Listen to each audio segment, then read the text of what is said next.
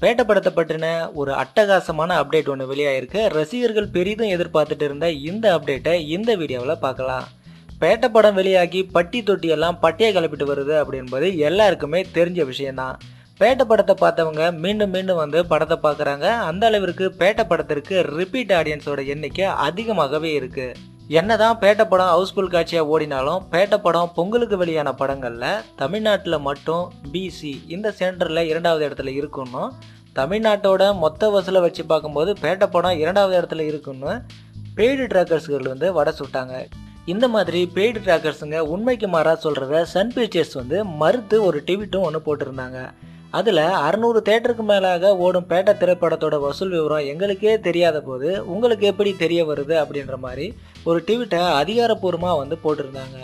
ஆனால் பேட்ட படத்தை தயாரித்த சன் பிக்சர்ஸ் சொல்லியும் நம்பாமல் இந்த பெய்டு ட்ராக்கர்ஸுக்கு சொல்கிறது தான் உண்மை என்பது போல் ஒரு சில நியூஸ் சேனலில் பத்திரிகைகளில் வேண்டுமென்றே ரஜினியோட படம் வசூல் ரீதியாக தமிழ்நாட்டில் 2வது இடத்துக்கு தள்ளப்பட்டிருக்கு அப்படின்னு செய்திகளை பரப்புனாங்க. சொல்லப்போனால் ரஜினியின் மீது உள்ள வஞ்சத்தை தீர்த்துக்கிட்டாங்க அப்படின்னே சொல்லலாம். இந்த நிலையில் இன்னைக்கு காலையில் பேட்ட படத்தோட இயக்குனர் கார்த்திக் சுப்பராஜ் ஒரு ட்வீட் ஒன்று போட்டிருந்தாரு. அந்த ட்வீட்டில் இதான் நேரம், இந்த பேட்டை பாயிற நேரம் அப்படின்னு ஒரு போஸ்ட் ஒன்று பண்ணியிருந்தாரு. அதற்கு தகுந்தாற் போலவே கார்த்திக் சுப்பராஜ் இன்னைக்கு பாஞ்சிட்டாரு அப்படின்னே சொல்லலாம். அதாவது பேட்ட படம் எப்பொழுது 100 கோடியை தமிழகத்தில் வசூலிக்கும் என்ற விவரத்தை திருப்பூர் சுப்பிரமணியன் அவர்கள் மூலமாகவே ப்ரெஸ் மீட் ஒன்று கொடுத்துருக்காரு. அதை நீங்களும் இந்த வீடியோவில் பாருங்கள். தலைவரோட ஸ்டைலில் சொல்லணும்னா உண்மை ஜெயிக்கிறதுக்கு கொஞ்சம் லேட் ஆகும். இப்போது தமிழகத்தில் எந்த படம் உண்மையிலேயே வசூலில் நம்பர் 1 என்ற விவரம் தெரிய வந்திருக்கு. இந்த வீடியோவை நீங்களும் பாருங்கள். இந்த வீடியோ உங்களுக்கு பிடிச்சிருந்தா ஒரு லைக் கொடுங்க. நன்றி. இந்த மொமெண்ட் என்ஜாய் பண்ணணும்னா எல்லாருமே இருக்கும். ஸோ அதுதான் பண்ணிட்டு இருக்கோம். ஸோ அடுத்ததை பற்றி உங்களுக்கு ஏதாவது யோசிச்சு